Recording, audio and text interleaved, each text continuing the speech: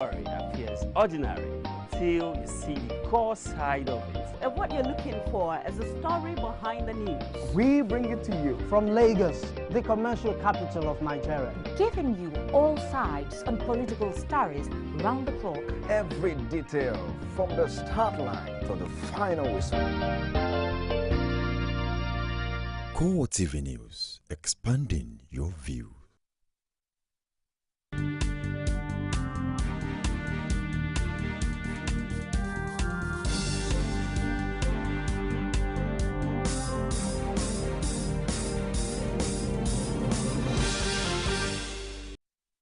It's 5 p.m. local time. Thank you for joining us again on CoreTV News on the hour. I am Frank Omalape, and here are some of the stories we're filing at this time. President Goodluck Jonathan has again extended the olive branch to insurgents fighting to install an Islamic caliphate in some parts of the country. Jonathan made the offer in the nationwide Independence Day broadcast. He urged those urging war with Nigeria to lay down their arms while calling on anyone with genuine grievances to come forward for dialogue. President Jonathan regretted that despite the achievements of his administration, Nigeria is still in a sober moment. He blamed it on insurgents who have been waging war on the nation. The president also wants all Nigerians to set aside political, sectional or other parochial considerations and support efforts to check insurgency in the country. For the fourth year running, President Goodluck Jonathan Wednesday celebrated the Independence Day anniversary within the confines of the presidential villa. The brief event witnessed the ceremonial presidential change of guards, which has several top government functionaries in attendance. President Jonathan later signed the Independence Anniversary Register, after which he released pigeons as a sign of peace in the country.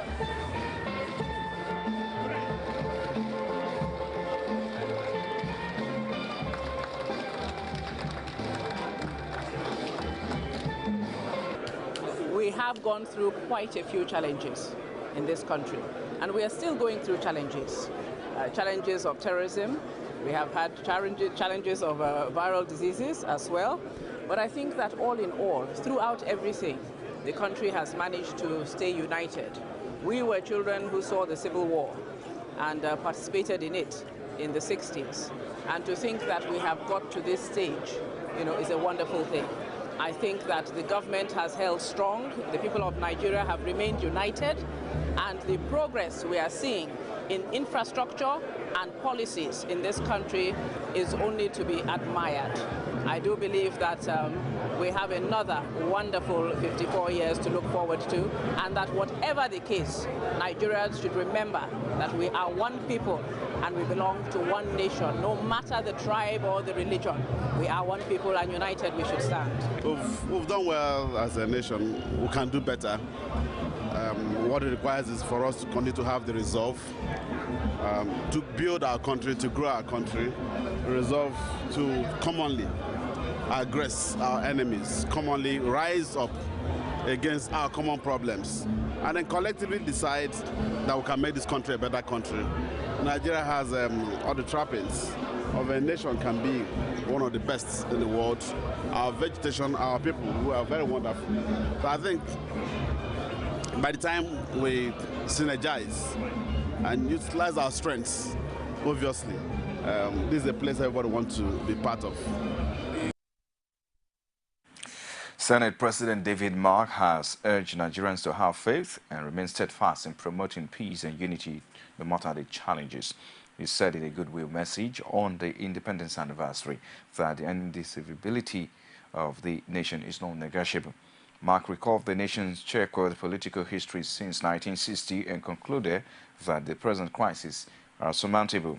The Senate President also dismissed insinuations in some quarters that Nigeria has not made progress since independence. Turning to politicians, Mark advised them to refrain from inflammatory and treasonable statements or actions.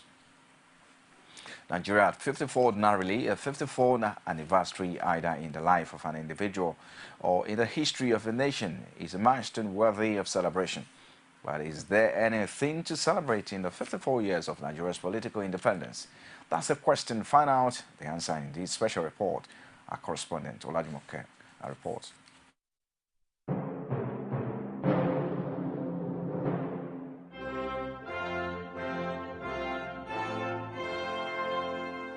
1960, Nigeria was a democratic toddler and a government to a coalition of conservative parties, including the Nigerian People's Congress, the party dominated by Northerners, and the Igbo-dominated National Council of Nigeria, and the Cameroons led by Nnamdi Azikiwe, who became Nigeria's maiden Governor-General in 1960. Forming the opposition was the Comparatively Liberal Action Group, which was largely dominated by the Yoruba and led by Obafemi Awolowo. The cultural and political differences among Nigeria's dominant ethnic groups, the Hausa, Igbo and the Yoruba, were sharp. The three ethnic groups traditionally dominated Nigerian politics and controlled its resources. An imbalance was created in the polity by the result of the 1961 plebiscite. The nation parted with its British legacy in 1963 by declaring itself a federal republic with Azikiwe as its first president. When elections were held in 1965, the Nigerian National Democratic Party came to power in Nigeria's western region. As the various groups vied for supremacy in Nigeria's immediate post-colonial period, the military intervened just as they did in other African nations in 1966. We have come a long way, but we need to look at it from several dimensions because Nigeria is such a big subject.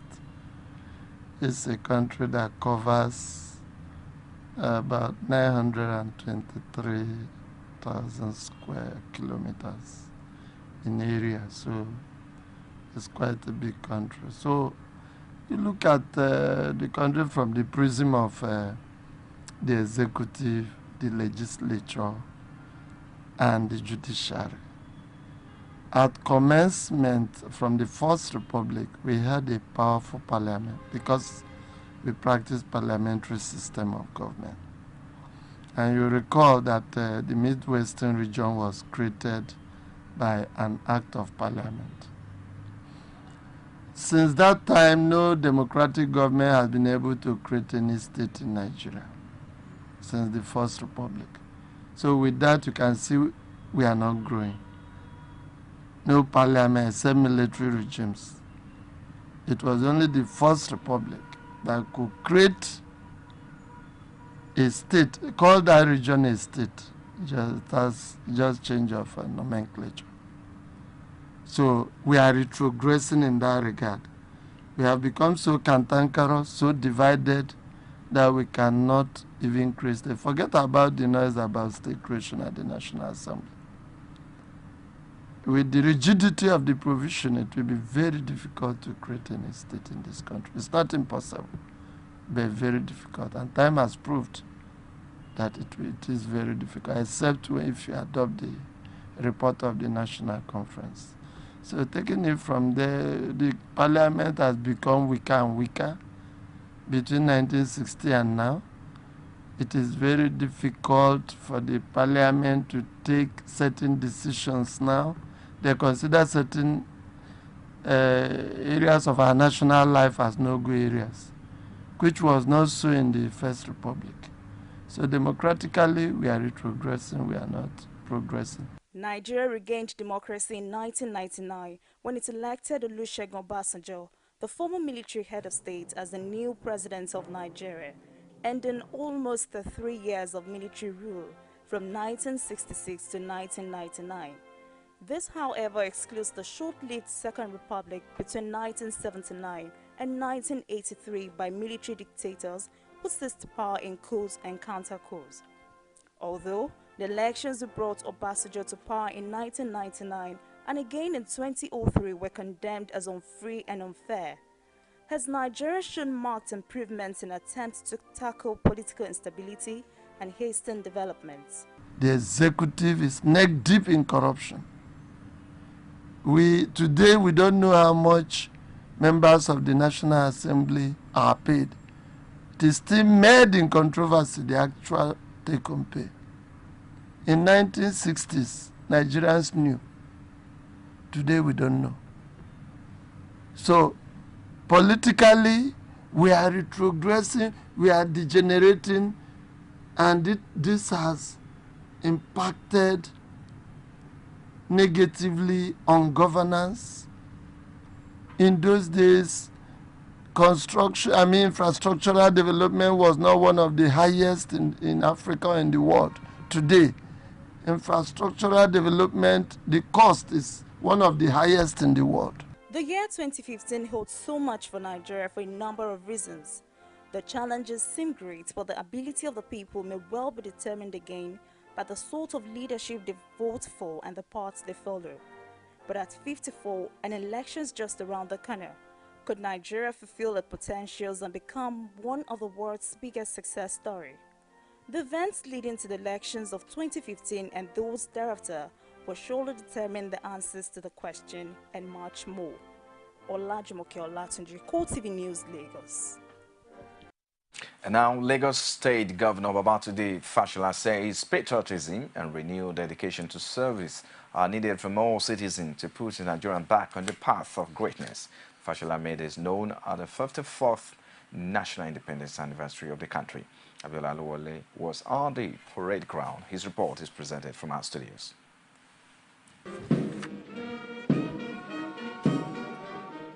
Even the downpour did not discourage the people from participating in the annual Independence Anniversary in Lagos State. The inspection of the Guard of Honor by Governor Fashola signaled the commencement of the commemoration of Nigeria's Independence Anniversary. The event having taken off, the traditional march past by the police, voluntary organizations and school children followed suit.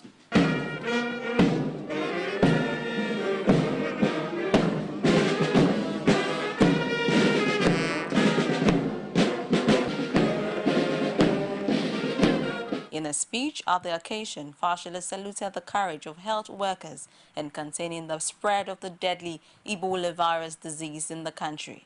He says renewed dedication to service and patriotism from Nigerians will surely return the glory days of the country. It does not really matter how little it is. Together it makes a whole.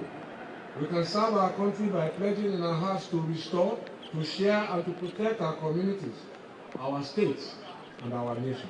As I have said before, I know that the temptation to focus on our failures and lament our national deficiencies is there. I know that the temptation to compare our achievements with our potentials and conclude that we could have done much better is perhaps inevitable. But I say to you, the Nigerian youth, choose to take on a more positive attitude. It is a choice, and that choice is yours. Nigerians will be expecting that the message of hope across the country will soon translate to a better life for the masses. A former head of state, Muhammadu Buhari, has formally declared his intention to contest for the 2015 presidential elections on the platform of the All Progressive Congress. He says all is now set for him to launch his campaign for the APC presidential ticket in a few weeks' time. Buhari made this known at a meeting organized by a coalition of youth groups supporting his aspiration. The APC leader told members of the National Youth Alliance for Buhari Support Group that the only way to bring change in the country is to vote out the ruling party in 2015.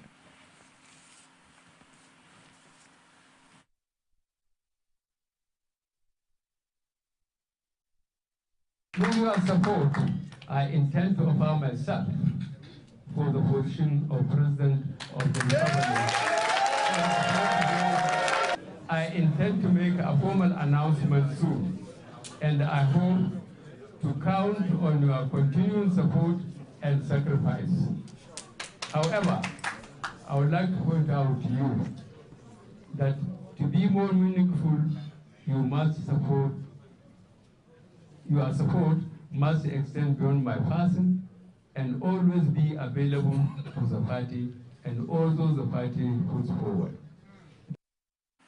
Mixed reactions have continued to trail the recent endorsement of President Goodluck Jonathan as the sole candidate of the PDP for the 2015 presidential election. The endorsement by the Board of Trustees and some PDP governors has received both praises and knocks in the Nigerian polity. A correspondent, Olajumoke Olatunji, has more.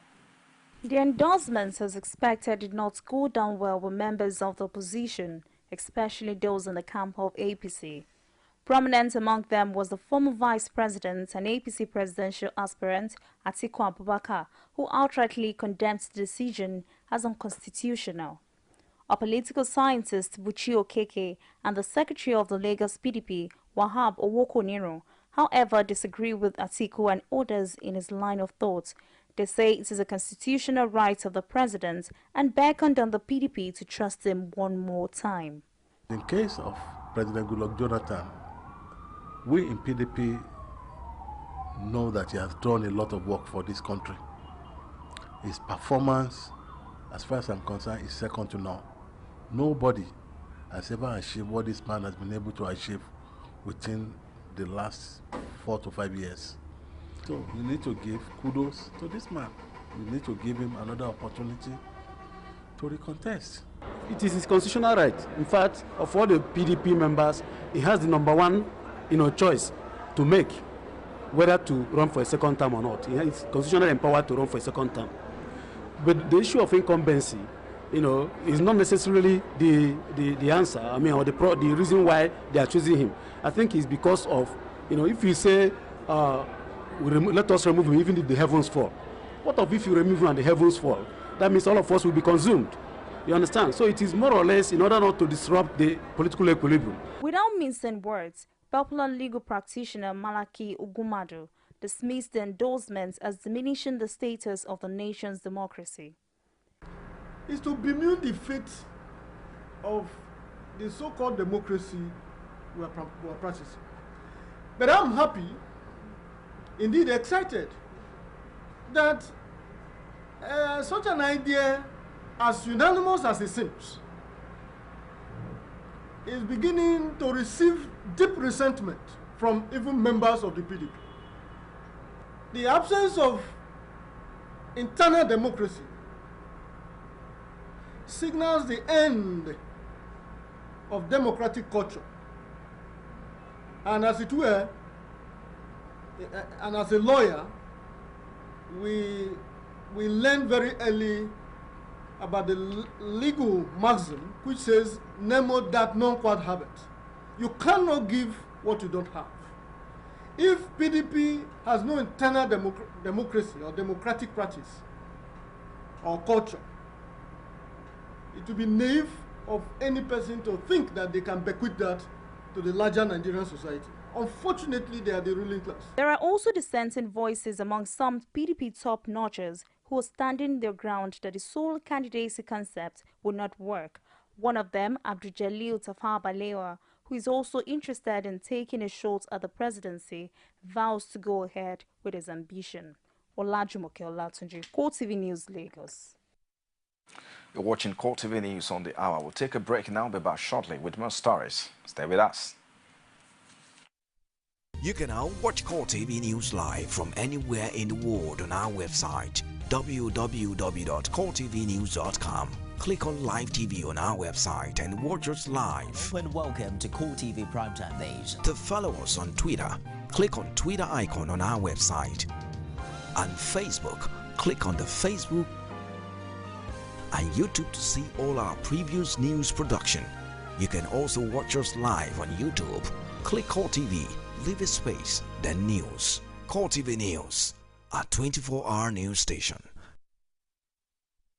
Glad to have you back now. The Senate has vowed to overrule the Independent National Electoral Commission on the creation of 30,000 additional polling units if it fails to stop the exercise. This, according to the chairman of Senate Committee on INEC, Andy Uba, is because the timing of the proposal is wrong. Uba told journalists in Abuja that a letter has already been sent to the INEC chairman, Atahiru Jega, on the Senate's position.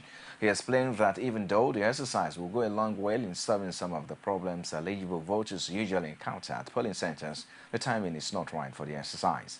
He also expressed confidence that the amendment to Electoral Act will be concluded as soon as the Senate resumes from the Eid-ul-Kabir break. And now an international non-governmental organization Action Aid plans to sensitize Nigerians in the rural areas to fully participate in the electoral process in 2015. Its country director Hussein Abdul told CoreTV News that people living with disability in the country also deserve to be given a chance to vote and be voted for next year. He argued that until a level playing field is created in the political environment for all citizens, the desired change that the country craves for will be a mirage. Yeah, our commitment is actually to engage the Nigerian citizens through our new project called Strengthening Citizens' Engagement with the Electoral Process. And it's a community mobilization and empowerment voter education program that is directed at citizens, ensuring they understand the election and the electoral process, strengthen accountability, work on issues on electoral violence, and ensure that citizens participate effectively in the electoral process. We are developing a voter education manual that will actually be used to engage them in their local community. We are using different participatory methodologies to strengthen their capacity. We will make sure that they actually not only understand the electoral process, but they also be able to hold their leaders to account. Bring Back Our Girls group has denied media reports that it plans to take legal action against the Christian Association of Nigeria and its president Ayo Jaffa over the controversial $9.3 million seeks in South Africa. The protest movement insisted in a statement issued in Abuja that the claims did not emanate from any of its members who could speak for the group. It, however, noted that like any other than Nigerians, it is demanding that the federal government fully investigate and publishes details of its findings on the seizure of $9.3 million, which was to be allegedly used to procure arms for the military.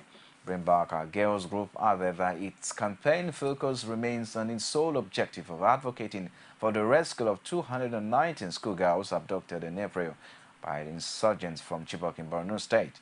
It also argued that it has no links to any political ethnic groups.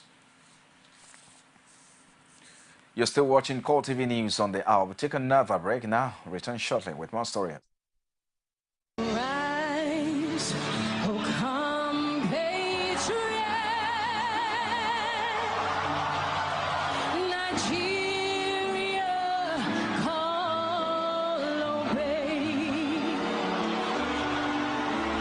To serve our fatherland with love and strength and faith. The laborer, our heroes past, shall never be.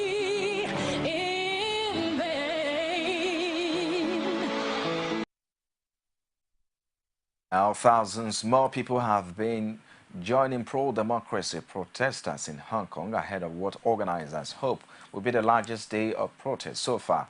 Tens of thousands of people have been blocking central part of the territory for several days. They are demanding that China withdraw plans to vet candidates for the next leadership election in 2017. Current leader Tsai Leong, backed by China, has rejected calls to quit and urged protesters to go home. Chinese President Xi Jinping, in an address to party leaders in Beijing, vowed to safeguard Hong Kong's long-term prospects. The demonstrators, who include students, supporters of the Occupy Central Group and others angered by the police response, said they were confident that they would step up the protest for Wednesday's National Day holiday, which marks the anniversary of the founding of Communist China. Well, and that is the end of CoreTV News on the hour this time. Many thanks for watching. I am Franco Malape. I'll see you again.